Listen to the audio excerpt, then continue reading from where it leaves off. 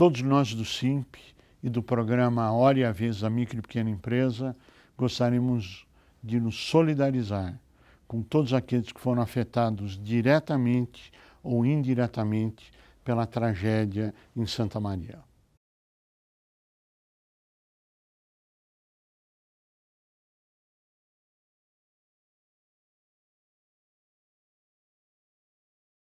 Na última semana de janeiro, a Serasa Experian divulgou uma pesquisa afirmando que o índice de inadimplência das empresas deverá recuar em 2013. E isso é importante, porque quando o consumidor torna-se inadimplente, ele na verdade não está pagando uma empresa. Então, com a inadimplência dos consumidores, que começou a cair no final de 2012, tende a cair ou continuar caindo em 2013, isso favorece que a inadimplência das empresas também entre numa trajetória de queda, porque elas passam a receber aqueles compromissos que estavam atrasados. Como ficarão as micro e pequenas empresas neste cenário?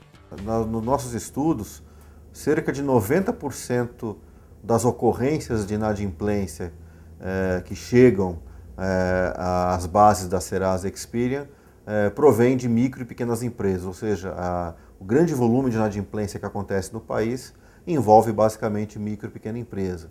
E se se a inadimplência das empresas vai entrar numa trajetória favorável, isso significa que nas micro e pequenas empresas a inadimplência também irá recuar. Mesmo porque micro e pequenas empresas são empresas que dependem basicamente do mercado doméstico. E o crescimento econômico em 2003 vai ser ancorado, mais uma vez, no crescimento do mercado doméstico. Então isso é algo que favorece bastante a situação financeira das micro e pequenas empresas.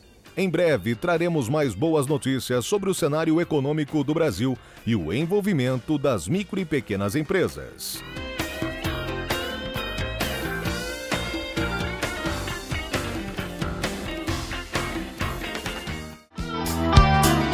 Estamos de olho. No final do ano passado, precisamente no dia 28 de dezembro, foi sancionada a Lei 12.767, já em vigor, que pretende autorizar União, Estados e municípios a levar ao protesto as dívidas inscritas desses entes. Ora, essa medida nada mais é do que meio coercitivo de obrigar o contribuinte, o cidadão brasileiro, a fazer um pagamento antes mesmo que ele possa discutir no Poder Judiciário essa suposta dívida. Essa medida ela é inócua do ponto de vista do direito. Na verdade, o protesto serve para constituir o devedor in mora, interromper uma prescrição para que seja feita a cobrança. Só que no caso da União, Estados e Municípios, eles já fazem a inscrição da dívida, ou seja, emite uma certidão de inscrição em dívida ativa, que é justamente um instrumento para viabilizar a execução, para interromper a prescrição e constituir o devedor in mora. Assim sendo, é mais um ato, o protesto é mais um ato, simplesmente com o objetivo de desviar uma forma legal e legítima de cobrança, haja vista que a Lei de Execuções Fiscais já é específica para esse tipo de atitude. Portanto, além da inscrição em dívida ativa, antes da execução, o governo estadual, municipal ou federal levará essas dívidas para protesto. Protesto que é uma atividade dos cartórios para uma cobrança entre relações entre particulares, simplesmente para forçar realmente o pagamento ou recebimento de determinado valor, frustrando ou prejudicando um direito constitucional do contribuinte de poder se defender. Na verdade, alegam até que essa medida desafogaria o judiciário, pois já anteciparia esse ato de cobrança. Pelo contrário, o que seria cobrado através de uma execução fiscal, agora se vai discutir, além da execução, uma ação cautelar de situação de protestos, culminará em mandados de segurança, em ações declaratórias. Mais afogamento, maior volume de processos para o judiciário. E o pior de tudo, o maior prejudicado com essa medida é sempre o empresário da micro e pequena empresa, aquele que tem menor condição de apresentar uma garantia, de poder levar ou garantir determinada questão em função de valores perante o Poder Judiciário. A sustação de protesto, normalmente, conduz à apresentação de garantia, seja dinheiro, seja bens. E quem é que tem maior dificuldade de poder apresentar essas garantias para exercer o seu direito de defesa? É o empresário da micro e da pequena empresa. Lamentamos, portanto, esta lei, a entrada em vigor dessa medida, que autorizaria, então, que autoriza o protesto de dívidas inscritas. Quisera os entes públicos tivessem a mesma eficácia, tivessem o mesmo empenho em cumprir as suas obrigações, pagando os precatórios que são devidos e que já estão transitados em julgados, quisera tivesse esse mesmo empenho, esse mesmo esforço que tem para fazer medidas coercitivas contra o contribuinte, para que ele frustrar o seu direito de defesa, o seu direito de ação, o seu direito de petição. O SINP vai continuar observando e debatendo essa ação. Não se pode atender, não se pode admitir atos coercitivos de obrigar o contribuinte a fazer pagamentos tentando lhe frustrar o direito de defesa. Simplesmente, o que nós queremos é que a Constituição Federal seja cumprida, que o direito de defesa possa ser exercido e que o princípio que prevê a livre iniciativa também seja atendido. Estamos de olho.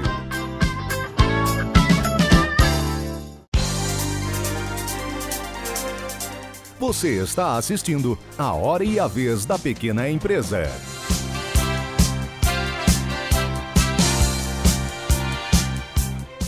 O marketing é uma ferramenta muito importante para o crescimento de qualquer empresa. O programa Hora e a Vez da Pequena Empresa de hoje vai analisar algumas possibilidades de você, empresário, utilizar o marketing na sua empresa e saber valorizar suas ações de marketing. Normalmente, quando buscamos o retorno sobre o investimento, acabamos valorizando aquela campanha, aquela ação promocional última antes da geração da venda. E não necessariamente é a campanha promocional que gerou aquele resultado. Porque um cliente, um consumidor, até ele decidir realizar uma compra, ele passa por todo um namoro com a marca, ou a marca passa por uma prospecção, um convencimento junto a ele. Conseguir definir o que realmente causou e gerou o resultado, em marketing de atribuição entendemos que não é só apenas uma ação isolada de marketing, é um conjunto de ações que uma empresa realiza junto ao seu público-alvo. Além disso, a internet possibilita inúmeras ações de marketing que independem do tamanho da empresa. Quando se pensa em investir em relacionamento e ações de conteúdo nas redes sociais, no primeiro momento, a gente pensa na contratação de uma agência específica para fazer isso, na contratação de analistas de mídia social para realizar esse tipo de trabalho. Só que isso é necessário? Claro que é necessário e vai muito do porte da sua empresa, da sua organização. Só que não é só isso que o empresário deve fazer. Ele precisa efetivamente entender as redes sociais e, depende do esforço, claro, e precisa de um esforço, se tornar usuário das redes sociais. Se esse empresário ele não tiver familiaridade com as ferramentas, ele não vai conseguir orientar ou não vai conseguir decidir corretamente junto à sua equipe que trabalha essa geração de conteúdo. Quando o empresário ele é microempresário, aí ele não tem saída, ele não tem verba, não tem condições para contratar uma agência para fazer esse trabalho para ele. E aí sim, cabe a ele fazer a diferença. A gente escuta casos de muitos empresários, muitos pequenos empresários que assumem a geração de conteúdo da sua organização na web e fazem isso com muita propriedade, fazem isso com muita autenticidade, porque o usuário, o seu seguidor, ele percebe que está falando com a pessoa e que aquele conteúdo ele é efetivamente gerado pela pessoa que representa a empresa. Então, é muito importante, quando a gente pensa no trabalho nas redes sociais, não pensar em contratar fornecedor. Isso é importante? Lógico que é, depende do seu tamanho, do seu porte, mas é importantíssimo que o empresário compreenda, estude e efetivamente se torne também um usuário nas redes sociais. É isso aí, basta colocar a criatividade em prática e se fazer visto.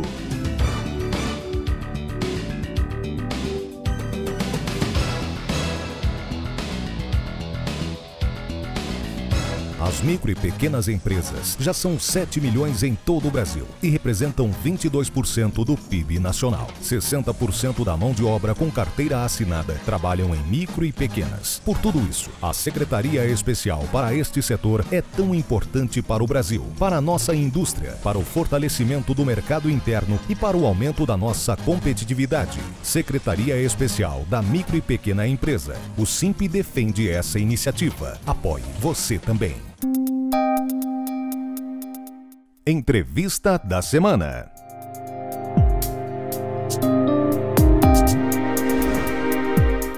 O nosso convidado de hoje é o representante da Baviera, que é o senhor Martin Languelpot, que muito nos honra com a sua presença. Ele é membro da Câmara Brasil-Alemanha. É um prazer tê-lo conosco. Muito obrigado. Agradeço o convite e também a oportunidade de falar sobre a minha querida Baviera e as relações Baviera-Brasil. É um prazer tê-lo conosco. Nós estávamos conversando antes do programa e o senhor nos informava da importância econômica da Baviera dentro da Alemanha. Quanto representa economicamente o PIB da Baviera com o PIB alemão? Eu diria a Baviera seria comparável um pouquinho com o estado de São Paulo, o que representa São Paulo para o Brasil. O PIB da Baviera ultrapassa bem os 400 bilhões de euros. Eu diria que é um quinto, mais ou menos, do PIB alemão. É um estado muito forte e vive muito da exportação. Tem muitas empresas com a taxa de exportação é uns 70% a 80%. Esse ano 2013 me parece um ano especial das relações Brasil-Alemanha. Parece que haverá um grande evento esse ano. Qual será esse evento? Isso é verdade. Tem o Ano da Alemanha no Brasil, 2013, 2014. O Ano da Alemanha começa em maio. Teremos a honra da visita do presidente da Alemanha, o senhor Joachim Gauck. Aliás, uma grande honra. Uma grande honra e esperamos também grandes autoridades, lógico, de Brasília.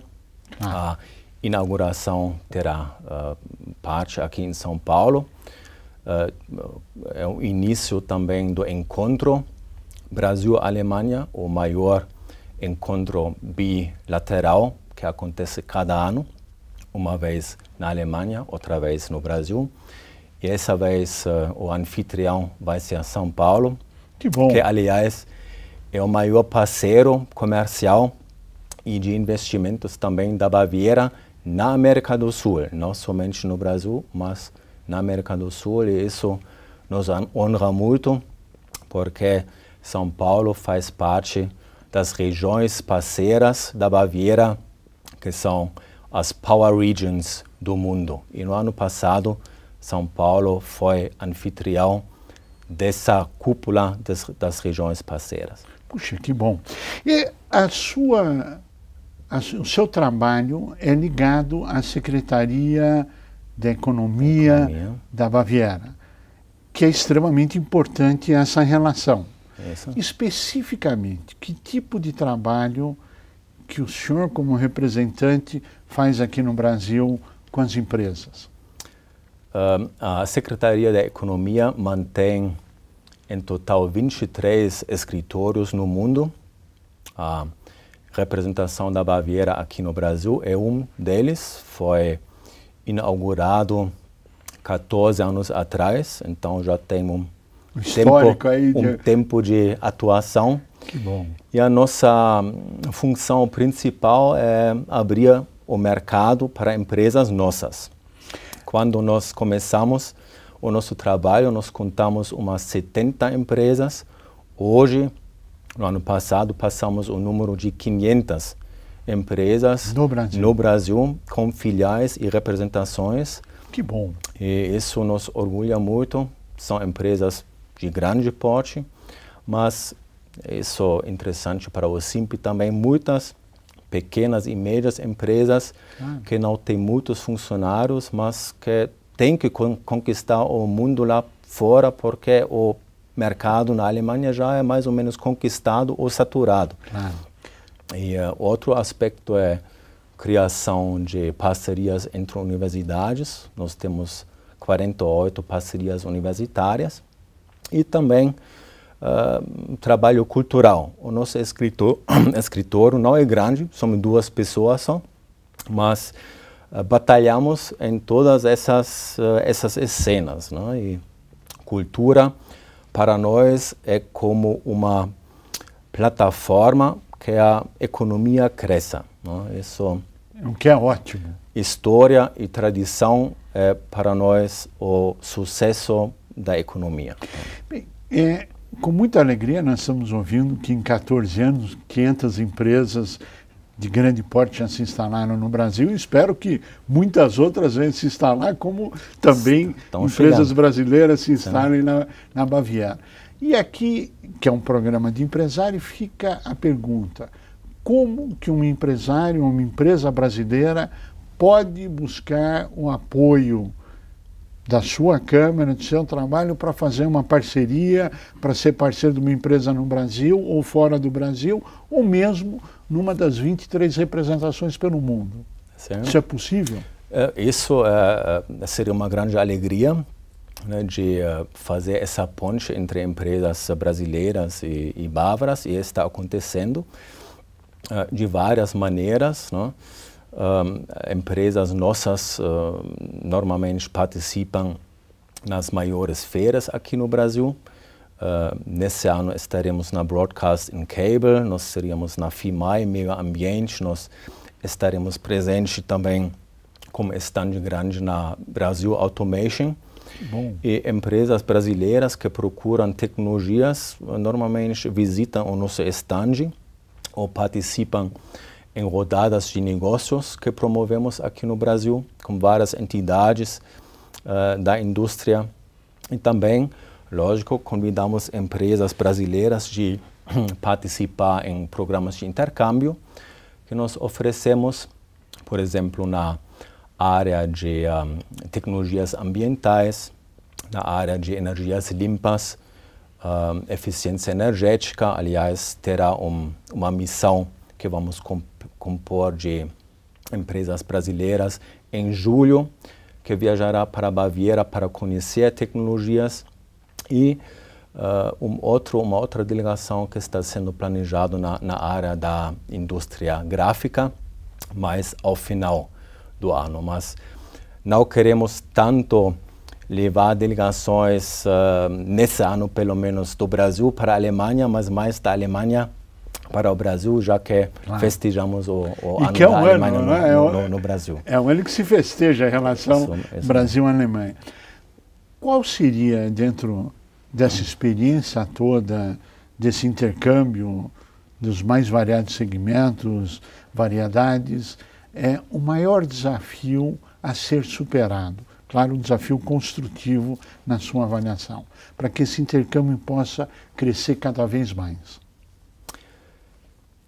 Um desafio, certamente, é sempre procurar e achar o parceiro certo dos dois lados. Isso é sempre um desafio pessoal, porque isso faz parte do nosso serviço. Às vezes, na primeira vez, não acertamos tanto, mas sempre tentamos de acertar.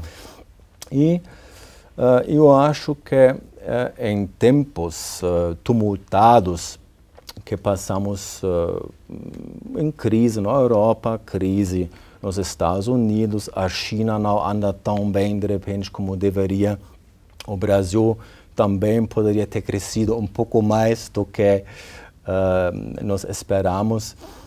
O meu medo, um desafio que nós temos é que nesses tempos difíceis os blocos econômicos não fiquem fechados, que mantemos o espírito do comércio livre e não caímos em mais proteção. É verdade. As relações entre a Alemanha e Brasil são muito bons, com nenhum outro país tem esses encontros bilaterais desse nível. O Brasil, a Alemanha são parceiros estratégicos, É verdade. mas não quer dizer que não sempre tem melhorias. Por exemplo, Sempre eu dá pra fico melhorar, decepcionado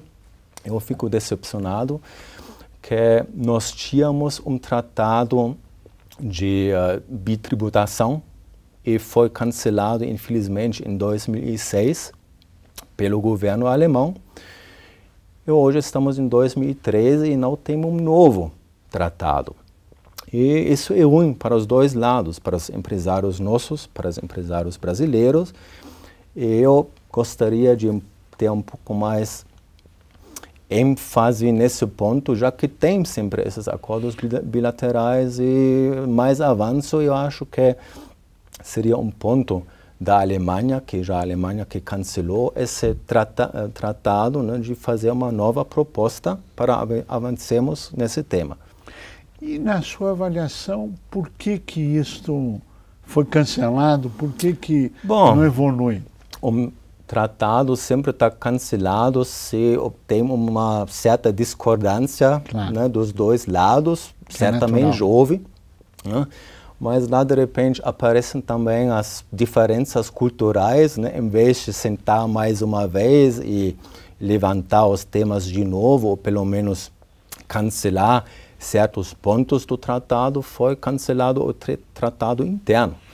E isso acho que poderia ser feito de alguma forma melhor. Mas dizem que crise é sinônimo de oportunidade. Isso é verdade. Talvez essa crise possa ser uma grande janela de oportunidade. Não, eu vejo essa crise certamente para o Brasil. O Brasil se demonstrou dentro da crise como uma pedra forte numas ondas gigantes, né? Acho que o Brasil entrou muito tarde nessa crise, saiu muito bem, tem problemas também, mas é visto mundo afora como um país relativamente estável. Tem a Copa pela frente, tem as Olimpíadas, torço também para São Paulo, para o Brasil, que São Paulo ganha. Eu vou cobrar isso. Ganha a torcida do ganha Brasil. a candidatura também da Expo 2020, que seria muito bom. Aí eu pensei que você fosse dizer que a gente ganhasse a Copa do Mundo. Bom, mas tá bom, afinal Brasil, Alemanha. Vamos no final juntos. Né? Vamos para o final juntos. E depois os caminhos. Mas né, olha, Martin, eu tenho que dizer, eu vou torcer para o Brasil, eu tenho certeza que você vai torcer para a Alemanha, mas continuaremos parceiros do mesmo jeito. Não serão pequenas divergências. Não, que são normais nessa altura do campeonato. Claro. Martin, nós chegamos ao final do nosso tempo e eu pediria as suas considerações finais. Eu gostaria de falar, já que falamos de crise, que a crise é oportunidade, e a crise, para mim, demonstrou que empresas bávaras que ainda não olharam para o Brasil, agora estão olhando com muito ênfase ao Brasil, porque simplesmente outras regiões na Europa não dão mais lucro. Então, até as relações entre a Baviera e o Brasil aumentaram, certamente. Que bom. E eu gostaria muito de deixar de coração um símbolo muito obrigado. Do nosso Oktoberfest Olha, em Munique, e também falar que somos muito orgulhosos, que somos parceiro cultural do Oktoberfest aqui em São Paulo, que aconteceu a primeira vez final desse ano. Verdade. E um outro símbolo, a querida cerveja, um copo de cerveja e também, lógico, um convite um brinde, um brinde à Baviera. Um convite a participar do encontro econômico e também do ano do Brasil, da Alemanha no Brasil. E muito obrigado pelo convite. Martin Langenport, nós queremos agradecer muito a sua participação, os esclarecimentos. Estamos sempre à disposição, todas as boas notícias, estamos aqui para disseminar pelo Brasil, pela televisão, e conte conosco. A você que esteve conosco, o nosso mais profundo agradecimento, com a certeza que estaremos juntos na semana que vem. Até lá!